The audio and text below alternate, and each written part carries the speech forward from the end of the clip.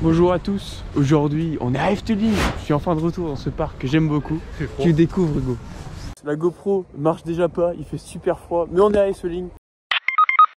Regarde le sourire. On est content de découvrir ou de redécouvrir ce parc. Ça fait quasiment 2 ans que je suis pas venu. Je suis très heureux de revenir. On va faire des VH de Divologer Hollander, un water coaster mi-Intamin, mi-comeback qui me manque. Et j'aurai tous les crédits du parc. Et évidemment découvrir Danse Macabre et refaire tous les bangers de ce parc. Et c'est parti. La GoPro a l'air de marcher, donc tant mieux. Et là, première attraction de la journée, Python, pour que le petit Hugo fasse son crédit. Vieux looper Vekoma, l'un des tout premiers loopers Vekoma qui a été retrack, qui est super fluide, que je trouve pas non plus super dingue. Parce que c'est tellement fluide qu'il y a limite peu d'intensité. Et je suis tellement habitué à Comet Alligator que il y a une grosse différence. Mais c'est très sympa à faire. Donc bah, c'est parti.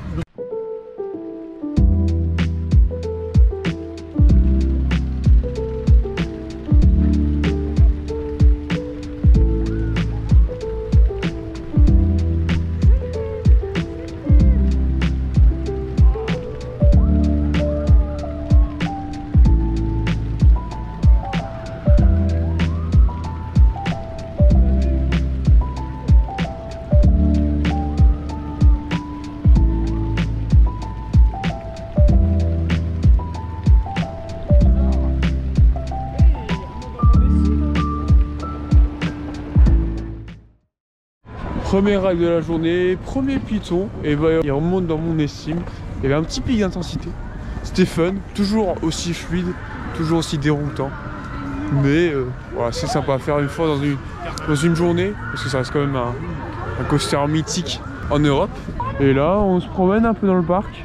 Les attractions vers 11 h pour la plupart. Donc on sait pas trop quoi faire.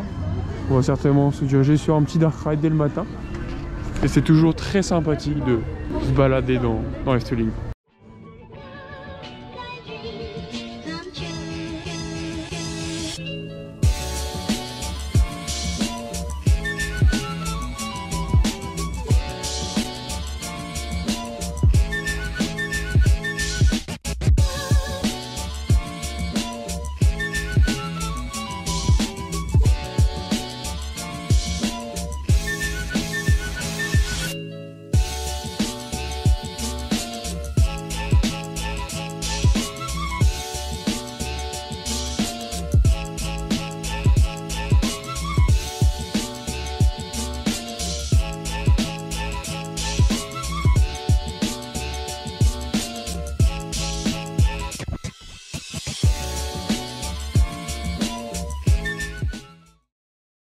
Nous nous retrouvons dans Fata Morgana, juste après avoir fait Sirocco, les tasses en face de Vogelrock, et bien évidemment Vogelrock, toujours aussi fun à faire. Bon, il y a un petit problème technique, on a attendu 30-40 minutes en tout, mais c'est très sympa. Il n'y avait pas tous les effets, mais c'est toujours un petit coup de cœur que j'ai ici. J'aimerais bien que Crazy Bat soit plus ou moins dans le même esprit que Vogelrock, parce qu'avec les effets c'est vraiment très sympathique. Et là, nous sommes dans le meilleur dark ride que j'ai pu faire, Fata Morgana, ma grosse surprise de ma dernière visite. On va voir si je suis toujours aussi émerveillé par ces dark rides. Et c'est parti.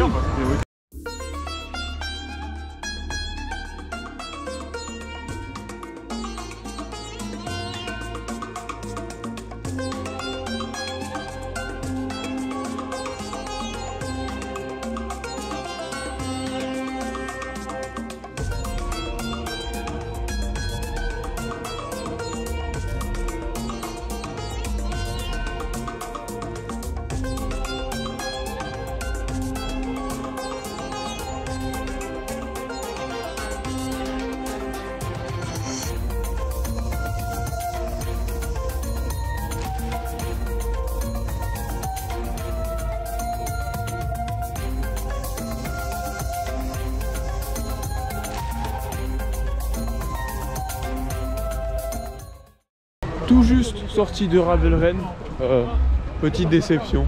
J'en avais entendu beaucoup de ce spectacle avec le fameux dragon qui prend feu. Bah il prend pas feu. Le dragon il prend pas feu, il crache du feu, c'est différent. Mais ouais, un peu déçu. C'était sympa sans être exceptionnel. Peut-être qu'on n'a pas eu de chance, peut-être c'est le spectacle en mode hiver. En tout cas, c'était très beau, la musique était très belle, mais tout ce qu'il y a en termes d'entertainment, c'était pas incroyable. Par contre, on a fait Fata Morgana et ça, c'est toujours aussi incroyable.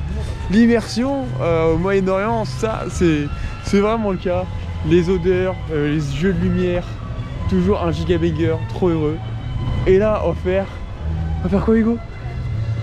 Je sais pas. On va faire Maxi Morty. Maxi Morty. White Train, non? Ah oui, on va White Train. Là, on se dirige sur Max et Moritz pour qu'ils puissent prendre les 2 crédits. En single toujours, parce qu'on va pas non plus faire 50 minutes d'attente pour faire les 2 crédits. Mais ça va être pas incroyable parce que c'est pas non plus un deep hour de dingue. Mais ça fait quand même une attraction en plus sur le papier.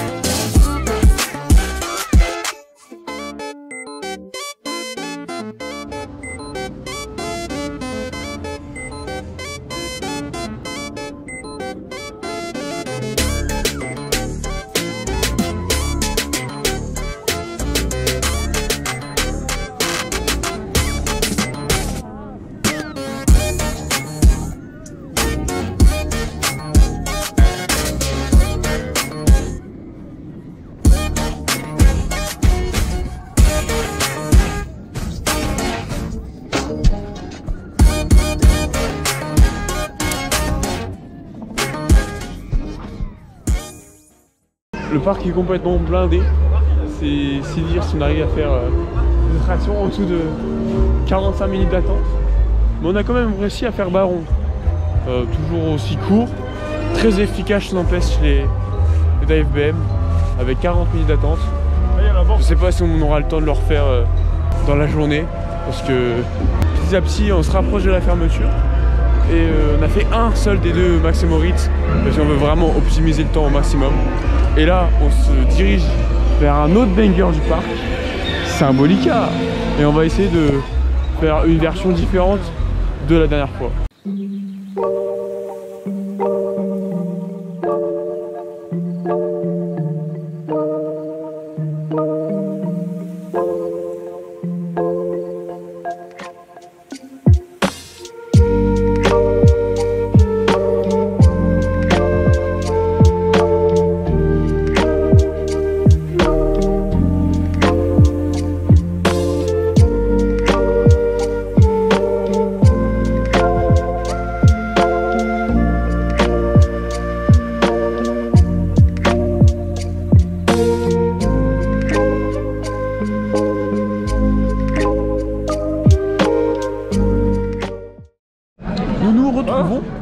Dans la file d'attente de Danse Macabre, nouveauté de l'année, fraîchement ouvert il y a quelques semaines de ça, annoncé à 60-70 minutes d'attente. Ça pique un peu, mais je pense que ça vaut le coup. Il y a forcément l'effet nouveauté qui passe par là. Et juste avant ça, on a fait Symbolica. C'est plus que c'est merde. Ah oui. Symbolica, t'as aimé? Incroyable, meilleur dark ride que j'ai fait. Et ouais, Symbolica, toujours aussi impressionnant, magnifique dans son histoire qu'il nous raconte. Pré-show masterclass. Franchement, Efteling, c'est toujours un parc que j'aime beaucoup, mais j'arrête de parler davantage. Et je vous laisse avec Danse Macabre. Tu t'es vu mourir? Non, pas vrai, c'est pas moi. Ok.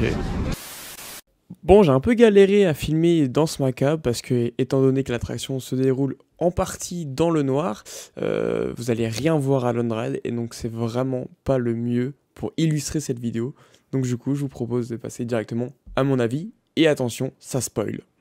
Tout juste sorti de Danse Macabre. Alors attention, ça va spoil. S'il vous plaît, essayez de vous garder la surprise et vous serez d'autant plus surpris parce que c'est vraiment une pépite cette attraction. Donc je vous mets un petit timecode quelque part par là pour que vous ayez une partie sans spoiler où on arrête de parler de Danse Macabre. Bon, maintenant ça va spoiler. En gros, on est sur une sorte de grosse plaque centrale avec plein de petites nacelles d'une vingtaine de personnes. Il y a une musique qui se lance, ça commence à spinner comme un genre de teacup.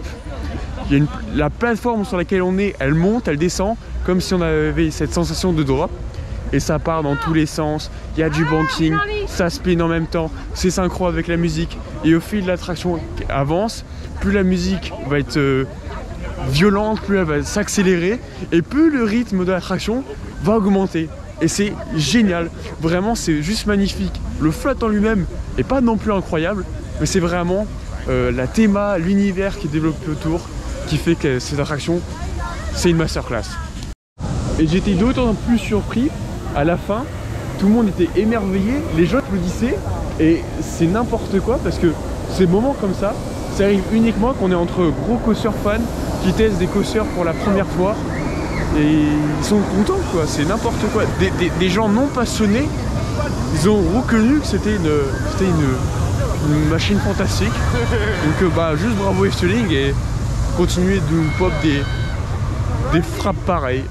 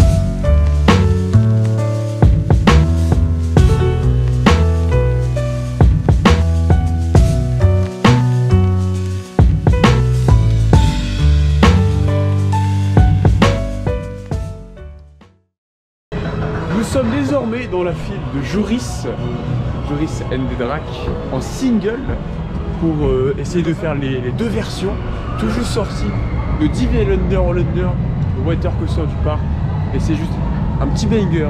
La partie d'arcade n'est pas incroyable, très courte, mais sacrément efficace, avec pas mal d'effets d'ombre, de lumière et de profondeur. C'était vraiment chouette. Bon, le parti coaster c'est assez surprenant, parce que de l'extérieur ça paye pas de mine, il y a quand même un petit airtime sympa, une petite drop, ça mouille pas et c'est sacrément chouette. A few moments later. Dernière attraction de la journée, on est dans Drumburst, on a réussi à rentrer juste à temps. Première fois que je vais le faire, je vais découvrir cette attraction. Dernier gros dark ride. Le bordel en fait. Ah ouais c'est ça hein. C'est le dernier gros dark ride qui manque à faire à Efteling. On va voir ce que ça donne. Et juste avant on a réussi à faire Fata Morgana, toujours aussi sympa. Et on a fait un ride de Joris and the Drac. J'ai eu le côté feu, ouais, il était bouillant, il bombardait, floating et tout. Très content d'avoir pu le retrouver sur Joris. Malheureusement on a préféré faire Drumburst plutôt que refaire le deuxième côté. Mais c'est pas grave parce qu'aujourd'hui il y avait quand même pas mal de monde et on a réussi à faire plein de trucs.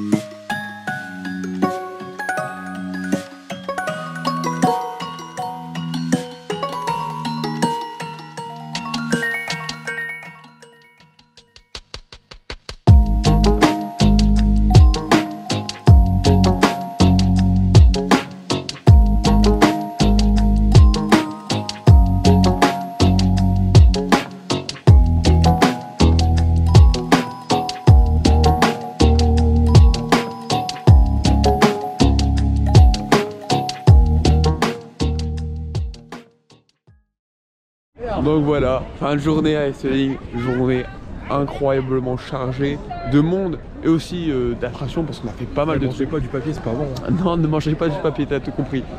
Et wow, Drumvlurt, quelle claque, c'était magnifique. C'est un de mes dark rides préférés. Je sais pas si ça dépasse Fata Morgana, parce que Fata Morgana, c'était vraiment un gros coup de cœur.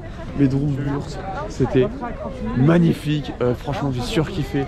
Ça valait le coup de tracer, de courir à l'autre bout du parc pour aller choper avant que ça ferme. Non, c'était juste incroyable.